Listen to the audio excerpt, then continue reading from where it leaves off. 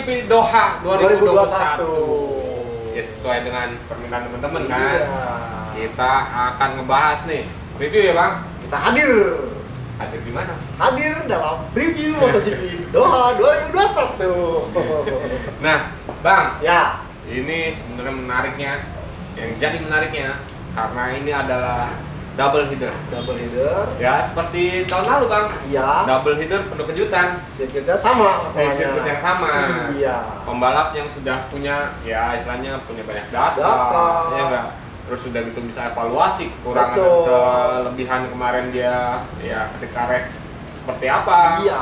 Nah, ini akan membuat semuanya menjadi berbeda. Betul. Mudah-mudahan berbeda. Mudah-mudahan. Gitu. Nah, bang, Ya, kalau kata temen kita straight to the point. straight to the point. Kalau bang Joni nih ya, ngelihatnya Ya. MotoGP Doha 2021 ini akan seperti apa?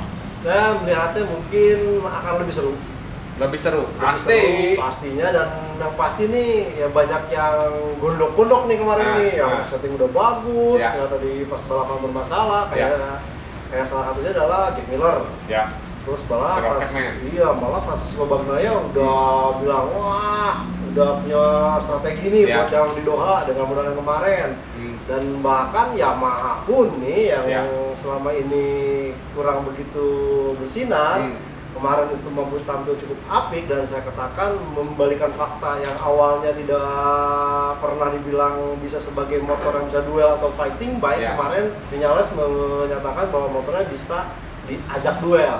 Oke, karena ya tadi bang yang Iya. Bang bilang nih membalikan fakta. Betul. Kalau di tahun lalu lah, tahun lalu ya bang ya. Iya, 2020. Banyak yang ngomong kalau Yamaha lepas sendiri di depan, Udah bisa deh itu. bisa, betul. Jadi ibaratnya ada kemungkinan untuk bisa menang. Setuju. Berbeda kalau misalnya Yamaha ketahan dulu. Iya. Ya istilahnya baik itu di barisan tengah, Belakang. ataupun belakang, ya chance untuk kesempatan untuk Depannya nggak depan mungkin. susah. Iya. Tapi ya itu dibuktikan oleh Patrick Viñales Viñales, kemarin kan. setuju. Nah, tapi ya itu dia bang yang gue bilang nih bang. Oke. Ini ya pasti akan menjadi penuh kejutan nih pastinya ya kan. Setuju. Karena gini, Pol Espargaro. Oh, iya. Ya nggak bang? Ya kemarin dia start dari keberapa, akhirnya finish keberapa Betul, gitu kan. betul. Ya sebenarnya finish di 10 besar itu merupakan apa ya, prestasi ya. Prestasi buat seorang Pol Espargaro, betul. Itu dia. Karena kenapa? Ya di antara pembalap-pembalap rookiesnya si Honda lah ibaratnya. Iya.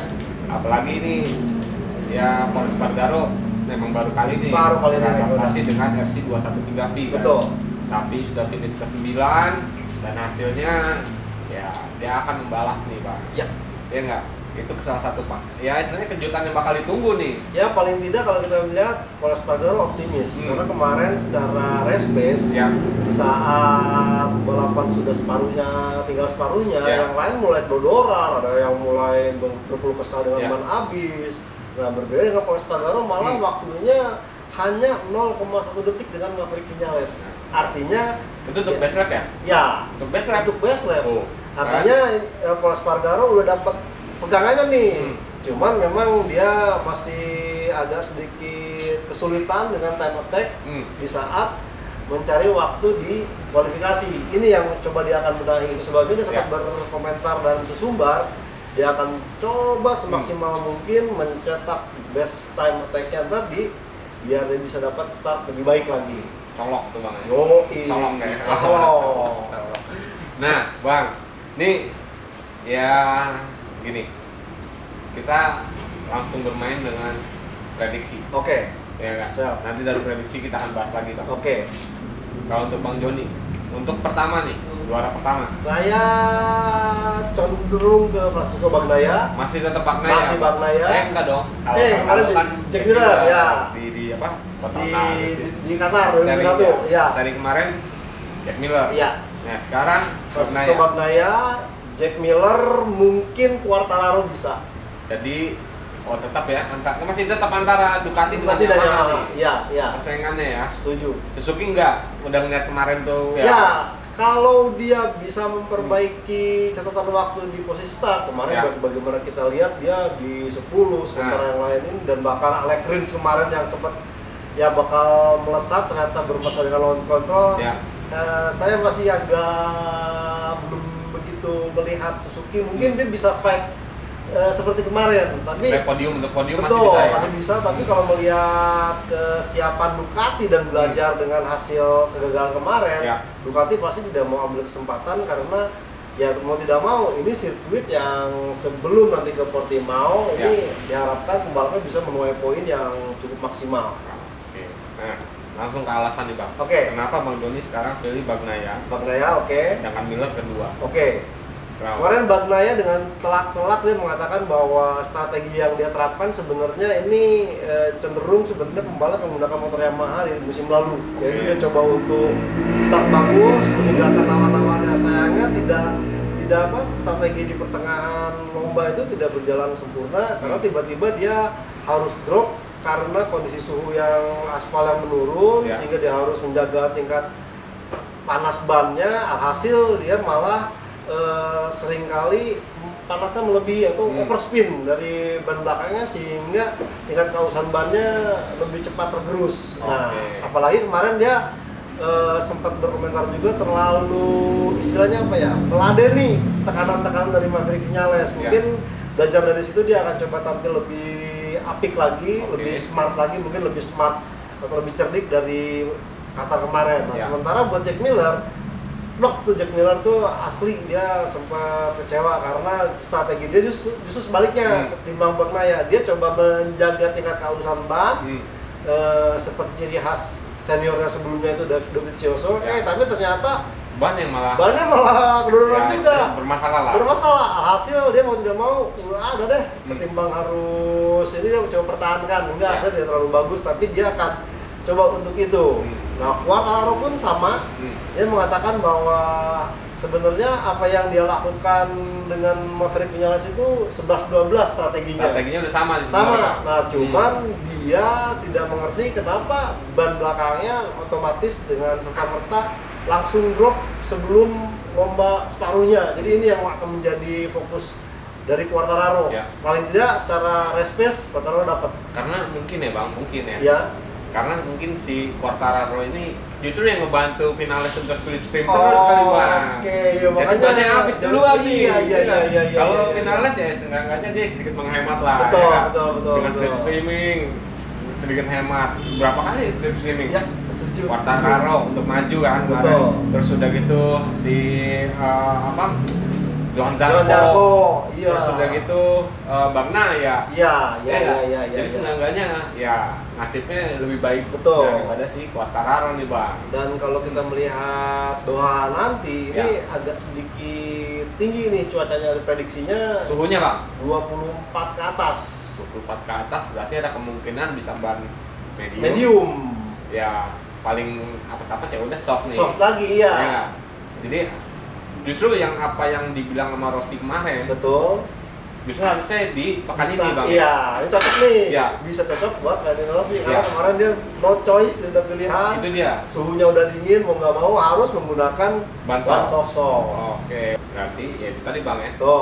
Pilihan ban menjadi lebih terbuka dengan ya suhu yang lebih bersahabat nih. Katanya memang kemarin itu drop banget. Jadi tidak ada pilihan, semua itu menggunakan soft depan, soft belakang asimetrik. Nah, kita akan lihat nih dengan kondisi yang lebih pembalap punya pilihan, apalagi ada pembalap yang memang cocok ban pilihan medium soft karena kemarin Morbidelli pun sebenarnya ngejos itu pada saat sempat pakai soft medium. Nah, kemarin kan memang selain dia pakai soft, kemudian ada trouble dengan suspensi belakangnya karena disebut-sebut closed device-nya tidak berfungsi dengan sempurna sehingga Morbidelli itu paling keki dari semua pembalap Yamaha. Itu lagi ya. Tapi untuk Yamaha nanti dulu. Kita ngobrol tentang Ducati dulu nih. Ducati. Nah, dari Ducati sendiri berarti ya udah nih Bang ya. Nggak ada, maksudnya nggak ada ya penambahan teknologi lagi. Nggak ada. Hanya menyempurnakan ya mungkin lebih ke strategi balapnya. Kemarin kan secara aplikasi teknologi mereka udah membuktikan, bahkan dia catat pole position, pecahkan waktu rekor, kemudian top speed juga udah luar biasa. Dan bahkan kita sempat kaget kan bagaimana seorang Jorge Martin membuat flying start langsung keempat sampai kita berpikir dari 14 bisa ke 4. Iya, tua kapan nih? Nah ini sepertinya Ducati tinggal mungkin meracik strategi yang di balapnya yang mungkin lebih tanda petik apakah mereka akan secara tim order. Kenapa saya katakan tim order? Karena baik tim Pramac Racing dan juga Ducati ini Ducati Lenovo ini bisa jadi paket yang sangat sempurna, atau mereka tetap memberikan istilahnya ya udah terserah pembalapnya, do your best. Kalau mamanya mungkin itu ya paling tidak akan seperti kemarin gitu. Bagaimana seorang Johan Zarco main sendiri, Bagnaia berusaha keras meladeni permainan dari Maverick Viñales. Tapi kalau yang tadi Bang Joni bilang, ya kalau misalnya mereka kerjasama gitu. Betul. Tapi kalau ujung-ujungnya menang si ya ibaratnya Johan Zarco, malu gak sih sebagai Ducati sebagai tim pabrikan gitu kan? Ya tentunya pasti ada sedikit keki juga ya, karena kalau kita tahu secara perkembangan kan memang diutamakannya di tim pabrikan, sementara tim satelit sendiri tidak serta-merta apa yang dikembangkan di tim pabrikan langsung diserahkan kepada tim satelit. Nah kalau sampai begini istilahnya ini ya jadi tamparan juga yang kita jadi ingat tahun lalu bagaimana Yamaha yang perkasa itu tim satelitnya timbang tim pabrikannya. Bahkan juga itu juga di Ducatinya kan. Betul kan. Perkasa Jack Millernya. Di Pramac ya enggak? Iya. Dovizioso melempem. Terus Petrucci juga lebih. Betul. Nah, yang ya istilahnya sedikit lebih unggul ya itu kemarin Pramac Racing kan. Pramac Racing. Jack Miller dan Francesco Bagnaia. Setuju. Nah, Bang. Iya. Untuk yang ketiga. Kenapa Quartararo, Bang? Kenapa kalau Viñales? Karena Viñales kemarin udah pasti menang kan? Iya. Kenapa jadi ke Quartararo nih? Saya melihat sebenarnya Quartararo kemarin itu memang ada sedikit kekurangan. Dia memang dari roman muka di saat starting grid memang sedikit kekurangan, meskipun dia coba untuk paksa maju ke depan, dan bahkan kalau kita lihat kemarin start juga masih start dari tim Yamaha ini memang agak sedikit trouble. Dan itu memang bukan hanya masalah dari Maverick Viñales. Maverick Viñales sih saat konferensi pers setelah podium dia mengatakan bahwa kemarin memang start Yamaha jelek, masih agak kesulitan. Cuman memang agak sedikit diperbaiki, ternyata tidak sampai terlalu kehilangan gap dengan pembalap di depannya. Mereka masih bisa masuk ke dalam. Itu pun terjadi di Quartararo. Cuman persoalannya di saat Quartararo cepet drop, di 5 lap langsung drop ke belakangnya, Maverick Viñales masih bisa menjaga. Nah mungkin ini yang coba akan dicari permasalahannya oleh Quartararo, karena kalau kita melihat dari start kemarin, kemudian fighting spirit, saya melihat semuanya ada di Quartararo. Jadi kayak ingat tahun lalu di mana dia berhasil mengalahkan Maverick Viñales, kemudian di 2 ronde berturut-turut Jerez. Nah mungkin kita akan melihat hal itu bisa kembali, karena kemarin Quartararo memang sempat mempermasalahkan kondisi suhu yang bawah 20 derajat. Ini agak merepotkan karena menyulitkan. Jadi kalau namanya saya lihat belajar dari Doha kemarin, Quartararo itu akan berusaha lagi pula.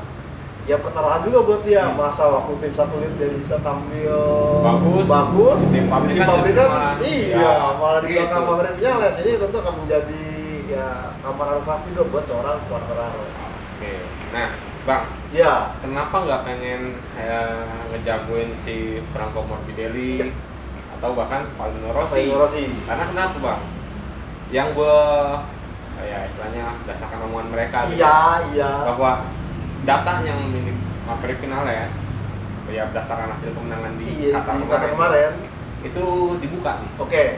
Dibuka dan semua pembalap yang boleh lihat. Masuk itu Franco Morbidelli, masuk juga untuk Rossi. Ya kan? Bahkan juga untuk Quartararo kan. Kenapa nggak, Bang? Kenapa nggak Morbidelli ataupun si bahkan Valentino Rossi?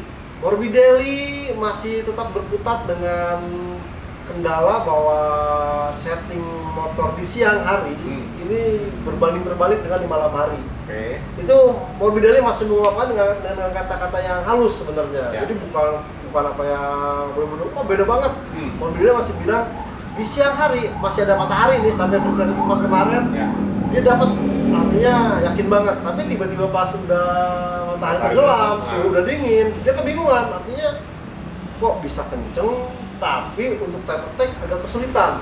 Ini yang menjadi problem sampai kemudian dia sekarang bermasalah dengan force device-nya. Ini yang makin membuat dia sempat kesel juga kenapa mengatakan, iyalah saya bukan pembalap prioritas. Nah itu dia. Ini agak ya istilahnya sedih juga tuh bang. Betul. Ya bukan sedih ya, nasib pembalap satu yang seperti itu gitu. Tapi dari omongannya Morbidelli bahwa dia bilang ya saya bukan termasuk di dalam daftar teratas ya istilahnya Yamaha nih, ya kan, kekurangannya terus ya masalah yang kemarin dialami itu masih akan dianalisa kan. Iya, kan kalau pemain kita lihat spek dia kan spek tahun lalu ya, artinya serta merta mestinya nih kalau pemainnya di logika yang ada dengan spek motor yang tahun lalu kan spare part yang 2020 kemarin sebenarnya masih ada.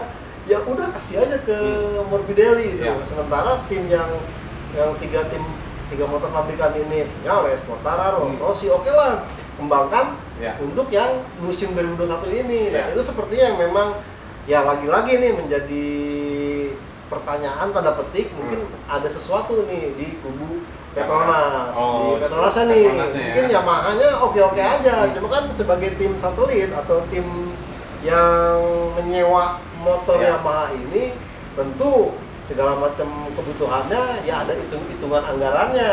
Nah, itu sebabnya juga jadi saya agak narik ke belakang lagi. Ini sebabnya Petronas kenapa masih ya tanda petik belum begitu set dengan tune-in banget lah ya. Tune-in dengan Yamaha pabrikan sejak awal. Apa karena mungkin ya Bang? Ya ibaratnya belum perpanjang kontrak. Sepertinya bisa jadi seperti itu. Perpanjang kontrak, masih ada nego antara ya Mama, Valentino Rossi dan juga Dato Razlan, gitu kan? Razlan. Mungkin nggak ya? Itu bisa dimungkinkan karena kan ya paling cepet kan itu semua kontraknya itu berakhir 2021. Sementara Rossi tim baru, artinya dia ya baru pasang saham aja kan di Avindia setahun separuh.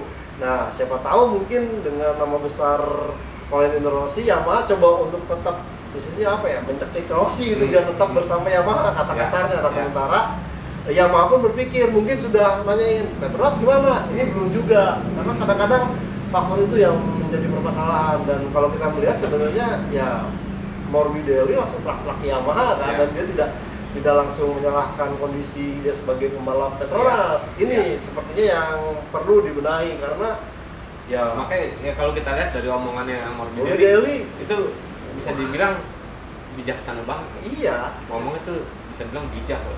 Dia tidak menyalahkan mekanik, terus juga tidak menyalahkan perangkatnya enggak.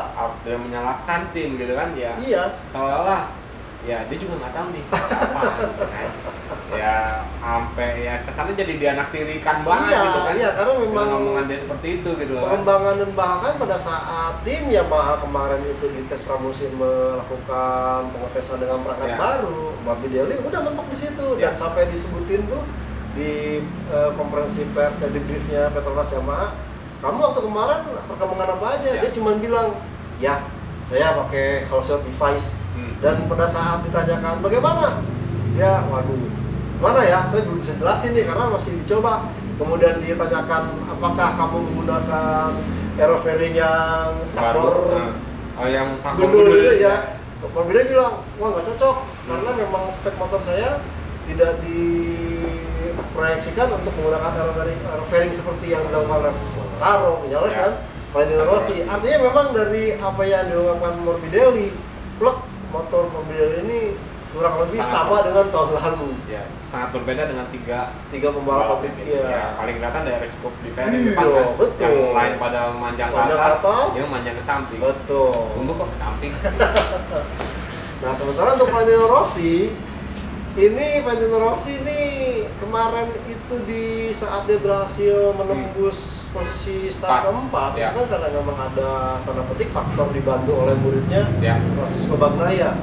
Dan itu jelas-jelas Valentino Rossi pada saat wawancara setelah kualifikasi ditanya seberapa yakin besok dengan start di posisi keempat bisa podium, Rossi bilang wah agak sulit karena Rossi kembali mengacu ke performa dia di free practice 3 dan 4 yang sebenarnya waktu itu tidak spektakuler, melorot malah. Betul, dan bahkan race pace-nya benar-benar kayak stagnan. Padahal kalau kita melihat free practice 3 ini coba untuk mengamankan ke Q1, Q2 di kualifikasi, sementara free practice 4 ini untuk memastikan settingan atau pilihan ban buat balapan. Nah, Valentino Rossi kemarin agak bingung, agak sulit, apalagi saya lihat cuacanya, dia bahkan kemarin jadi banyak excuse tuh. Free practice 3, 4, kemudian cuaca, dan memang ternyata cuacanya sangat dingin dan anginnya juga kenceng banget, mau nggak mau Rossi yang katakanlah saya sempat kita lihat kan, dia nggak pernah cukup bagus kalau umpamanya menggunakan ban soft.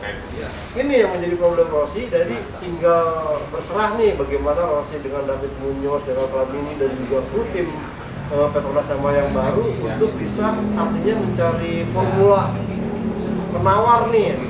Apakah Rossi bisa mengubah paradigma dia nggak jago menggunakan ban soft atau akan ada terobosan baru. Seandainya Rossi bisa melakukan hal itu, saya percaya di Doha nanti mungkin Rossi bisa kasih kejutan. Tapi belum tentu podium kan? Ya kan Bang? Ya gitu deh. Nah, ini untuk yang tadi. Kalau menurut Bang Joni, Honda akan seberapa fight-nya nih? Akan nggak masuk di 5 besar?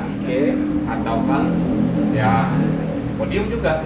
Kita akan lihat sebenarnya apa yang diungkapkan oleh Pol Espargaro, karena dia akan pure bekerja keras sampai free practice 3 untuk bisa masuk ke Q2 langsung. Seandainya katakanlah Q2 mulus, artinya bukan di posisi yang 10 gitu, yang benar-benar bisa fight lah. Benar-benar dia langsung ke depan. Mungkin ini akan punya kesan tersendiri bahwa Espargaro benar-benar mulai dapat nih. Karena di saat balapan dia mengatakan bahwa race pace-nya tuh baik setting motor, kemudian kondisi bannya tidak seperti yang diderita pembalap lain. Dia tidak terlalu memaksa, tapi bisa terus maju dan bahkan memukul waktu catatan waktunya makin dekat. Nah, seandainya mungkin dia start di posisi lebih baik, mungkin Pol Espargaro bisa lebih banyak. Kemungkinan untuk KTM dan Aprilia seperti apa? KTM sama Aprilia ini, KTM mungkin saya tetap akan melihat seorang Brad Binder dan Miguel Oliveira. Karena kemarin spesial pun cukup bagus, meskipun mereka bilang memang agak sulit nih dengan kondisi motor, artinya tanda petik mesin yang sudah terbaru ini terbaru yang bukan non konsesi ini, karena karakternya lain sekali dan benar-benar harus ada usaha lebih, atau mungkin sebenarnya waktu untuk melakukan pengujian lagi, ini yang dirasa kurang. Dan sementara untuk Aprilia kita akan lihat nih, karena kemarin itu praktis kan ada beberapa kejadian gitu, dia sempat melesat kemudian akhirnya melorot, baru kemudian seandainya fix Aprilia pada strategi yang jelas, apakah mau nyerang di awal atau nunggu di lap akhir, ini akan ketahuan sebenarnya seperti apa karakter motornya. Sebenarnya yang lebih menarik lagi sih, apa tuh Bang? Si Suzuki. Nah itu dia tuh. Itu dia, makanya tadi yang di awal kan gue tanya karena kalau kita melihat sebenarnya kemarin kan sempat kesel gara-gara digas di lap terakhir. Itu yang akan dilakukan oleh Joan Mir nih, katanya dia akan perbaiki kualifikasi, setidaknya jangan sampai kandas di Q1 dulu, karena Q1 sendiri kan itu kewalahan karena alokasi ban pasti akan menambah. Sepertinya kalau mamanya Mir bisa memperbaiki catatan waktu di kualifikasi, ini bisa potensi makin seru.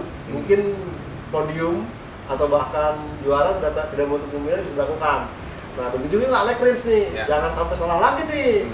Mestinya mencet launch control, ini enggak. Kalau mamanya bisa, ya kemarin mungkin duelnya, kemarin karena ada bermasalah dengan launch control, dia jadi balap strateginya tuh acak-acakan, jadinya seharusnya dia mungkin menjaga tingkat kehabisan ban, ini terpaksa harus mengejar balap-balap di depan, dia paksa dari awal. Dan kemarin juga terpaksa Alex itu juga meladeni gempuran-gempuran dari makanya pokoknya kalau seandainya Suzuki memperbaiki performa di time attack, kemudian juga memperbaiki posisi startnya, ya mungkin bahkan bukan cuma Yamaha sama Ducati ini dia bisa dengan Suzuki juga nih, Yamaha, Ducati, Suzuki. Yamaha, Ducati, Suzuki. Tambah Honda deh. Ya enggak? Ya kalau gue bukannya apa ya. Tapi kalau melihat dari kemarin hasil race, iya. sudah bentuk keyakinan si Pol Espargaro gitu bahwa dia bisa memperbaiki.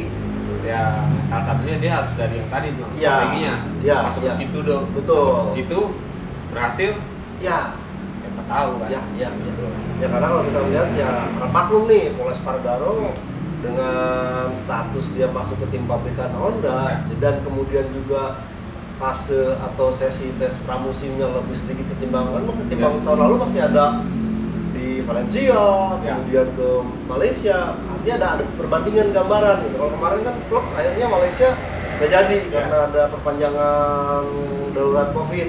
Mau nggak mau ke Losail patokannya tidak terlalu plek untuk sebuah settingan motor. Karena di apa ya, secara ya cuaca terus waktu pelaksanaan berbeda. Ini yang kita harapkan bisa buat Pol Espargaro makin jos lagi di Doha 2021.